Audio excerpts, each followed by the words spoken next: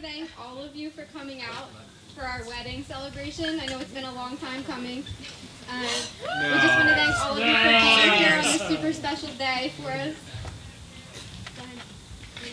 Yeah, your turn. I didn't know we were doing this. I know these, it's been crazy this year, and tonight's probably still going to be a little crazy, but this has been awesome, and I'm really happy to have everybody that's here with us. We love you all. And I'm catching up with everybody individually. Congratulations. Let's hear it for Tiffany and Rob one more time.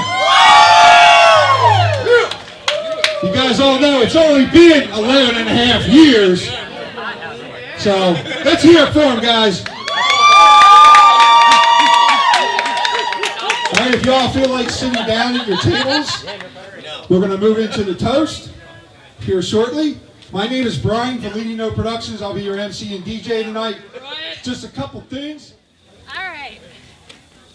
So before I officially get started, I think I can speak for everyone here. Rob, Present. when I say it's about damn time you knock Tiff down. I think you guys already started, but that's okay. I think we need to give one more round of applause to Mr. Rob Stigler. He operates on art and people time, even when proposing. APT. Yes, that's right. In all seriousness, though, I am thrilled and honored to be standing here today to toast and celebrate my baby sister and her new husband. This moment has been 11 and a half years in the making. And thank God, not hell, high water, or a global pandemic could stand in the way. I know I don't know everyone here, so for those of you who haven't met me or don't know me all that well, I'm Tiffany's older sister, Heather. I will let you in on a little secret. Tiff and I are actually twins who were separated at birth by a mere 2.5 years. When Tiff is happy, I'm happy. When she hurts, I hurt. When she laughs, I laugh. When she cries, I seriously cry. Her successes and challenges are my successes and challenges. Needless to say, and Jordan Holly, where are you? Jordan Holly can attest to this. I am very protective of Tiffany, maybe to a fault. As any overprotective big sister would, I reacted to Tiffany's first interaction with Rob with skepticism. I asked the requisite Delaware questions. Where did he go to high school? What year did he graduate? I wanted to see a picture of him. Is he cute? Most important, jury's still on that one. Yes, cute. Most importantly, who is this guy that is trying to date my sister? Is he good enough for her? Is he worthy of her? Am I going to have to beat the crap out of him at some point? Rob, I know that at first, for the first, 6 years, I was a bit leery and at times standoffish.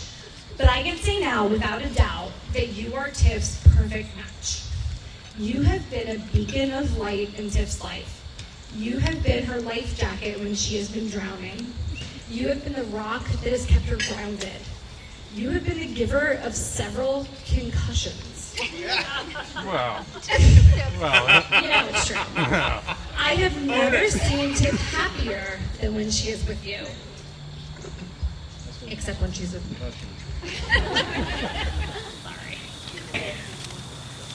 You've introduced her to a world of new things like crappy EDM music, Red Rocks, which is the only real concert venue ever to exist.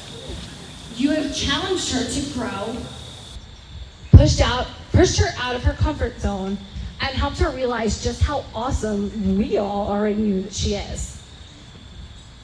I am so excited to officially call you my brother-in-law. I say that seriously. Plus, now I don't have to explain to Hunter and Bryn that their favorite Uncle Bert is a bastard uncle, nor do I have to tell them about common law marriages. So thanks for that. Tiff, I really wanted to make this speech. I am so sorry, guys. I'm really long-winded. I'm an English teacher. I can't help it. Tiff, I really wanted to make this speech all about us growing up. I wanted to mention playing Barbies and having them get married. I thought about bringing up our love of the Brady Bunch and how for years I thought that we'd be like Marsha and Jan and have a double wedding one day. I even contemplated telling everyone about the summer that we, in addition to Christine, dreamt of meeting Silverchair, or more embarrassingly, Hanson, having them fall madly in love with us, then driving off into the proverbial sunset with them to live happily ever after. But this is not the time to talk about those things. This is a chance for me to tell you how much I love you, how beautiful you look today, how you deserve this magical day. One of your nicknames is the Incredible Hawk. It's not only fitting because for such a small little person, you have the biggest temper I've ever seen, but also because that temper often comes from your fierce love for your family and for your friends. Hang on to that ferocity and use it to strengthen and protect the special love that you and Rob share. This wedding has made my heart full. I know that you guys have had your fair share of ups and downs, but the fact that you stood in front of your family and friends today and committed to one another, undeterred by the insanity that has been 2020, I think we can all agree on that, it is a true testament of your strength as partners. As you start this new and exciting chapter of your journey together, know that not everything will be different after almost 12 years together, Rob. But you must not be complacent now that you have the coveted title of husband and wife. Remember to appreciate the little things. Remember to say I love you, even when you are not feeling very loving. Remember that you are in this crazy little thing called life together, unconditionally. And remember that you have every single person at this celebration, and so many more, rooting for you every step of the way.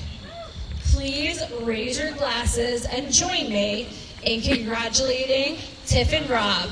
We love you, Mr. and Mrs. Stigler.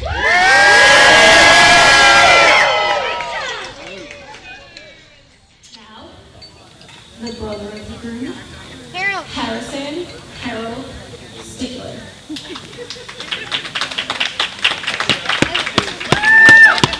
My brother-in-law. Even if he's not really, oh yes, you are my favorite brother-in-law. Don't talk about it. Remember when I started he was going to go?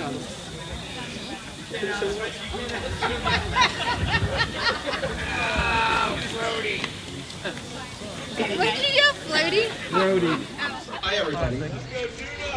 For those of you who don't know me, I'm Rob's younger brother. So I've known him for a long time. And there's one thing that I know about him that maybe you don't know. He has a very particular way of saying, I love you. One time when we were younger, he hid in my closet and waited for an hour until I fell asleep. I was dead asleep, and he jumped out and he screamed and woke me up, and I was terrified and I screamed, and he ran out of the room, and I woke my mom up and I woke my dad up, and they came in the room and they yelled at me because I woke them up for his dumb prank. Maybe that's not quite what I'm trying to say. Another time, he locked me in a dog cage and shoved me in the attic overnight.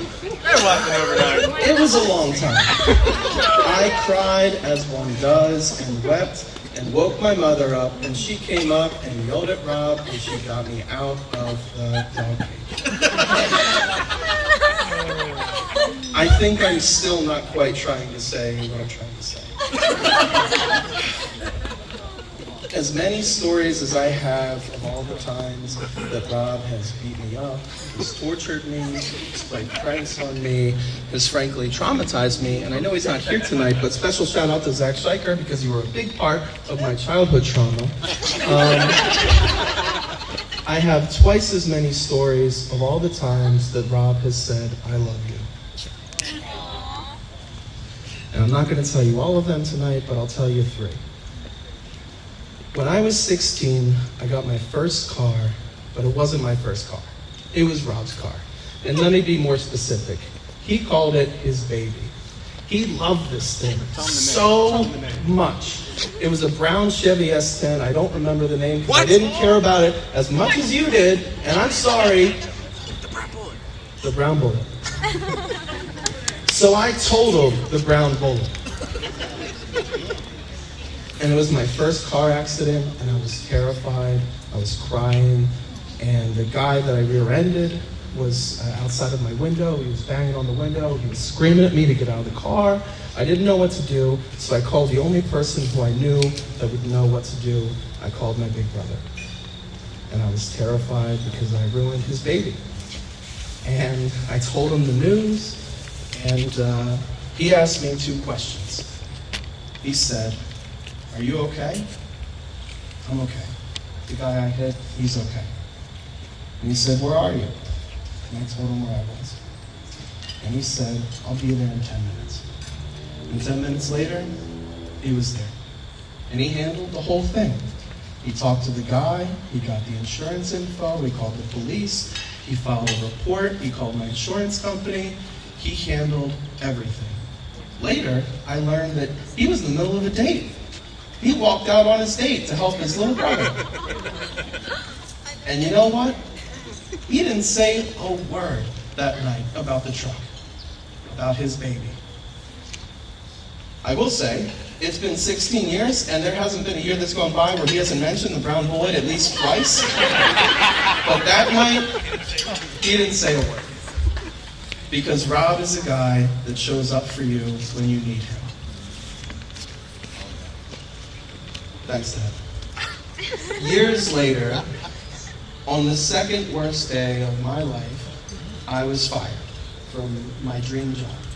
The job that I thought was going to launch my career, and you know, it turns out that it did, so you don't need to worry about me.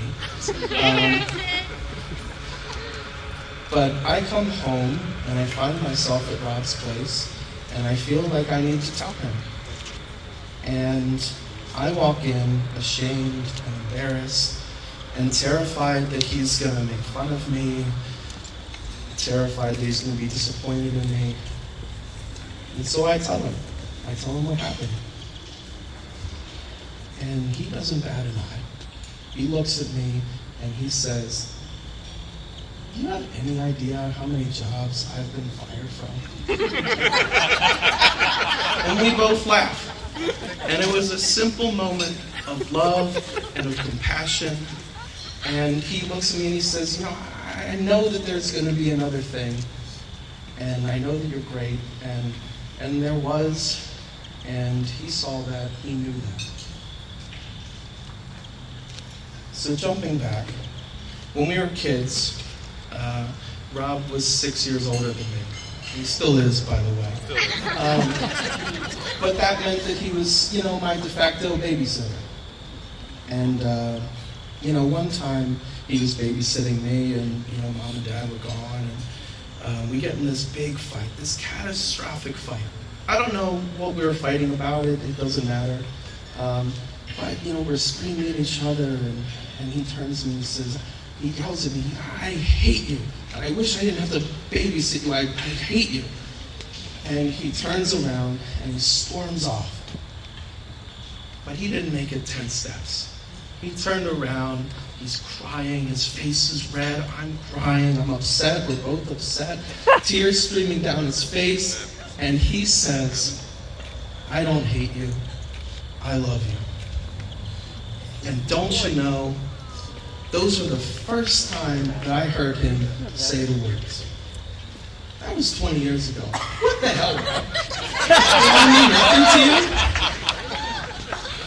But I'll never forget that game. That was an important game. So Tiff, this part's for you. Beneath all of his sarcasm and bullshit and bravado and I'm cooler than you, Right, keep going. beneath all of that is a guy that cares. A guy that cares a lot. A guy that is always going to show up for you when you need him to, and he'll never ask a question about it, never bat an eye about it. So, I want you to remember that, you know, he loves you, and he'll always love you. Even on those days when he doesn't say the words, or he's being a shit, he loves you just, you know, in his own way.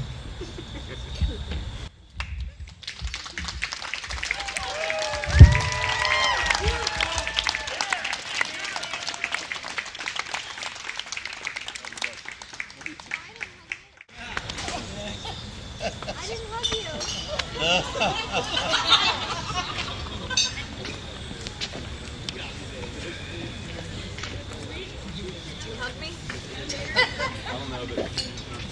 Let's hear it for Rob and Tiffany, guys. Let's hear it.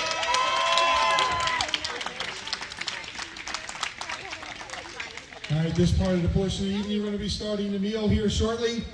I believe Rob and Tiffany are going to be served. After they're served, I'll let you know. I'll come by and tell the tables when you can go up. Thank you.